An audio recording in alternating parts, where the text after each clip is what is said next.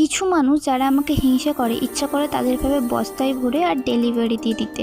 হে আসসালামু আলাইকুম, আমি সানিয়া। আলহামদুলিল্লাহ আমি অনেক ভালো আছি। আই হোপ আপনারাও অনেক অনেক ভালো আছেন। তো আজকে সন্ধ্যের দিকে আমার হাজব্যান্ডের কিছু পার্সোনাল কাজ ছিল, তো যাচ্ছিল। দেন আমারও কিছু কাজ ছিল, তাই আমি ওর সঙ্গে চলে গেলাম।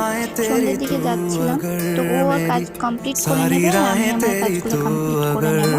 তো দেন ও সব কাজ মিটিয়ে ও চলে গেল কিছু খাবার আনতে সন্ধ্যের জন্য।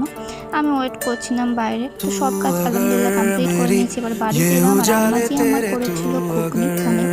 ঘুগনি খেতে মোটামুটি ভালোই লাগে, যাই হোক ঘুগনিটাকে খেয়ে নিলাম।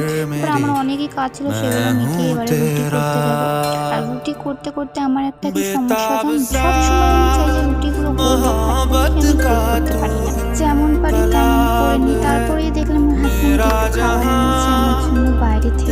বাইরে খাবার খেতে আমার অনেকই ভালো লাগে। দেন এই যে রুটি দেখছেন, আমার দ্বারা রুটি সম্ভব নয়, অসম্ভব। আপনারা ফলো করে দেবেন অ্যান্ড লাইক করে দেবেন।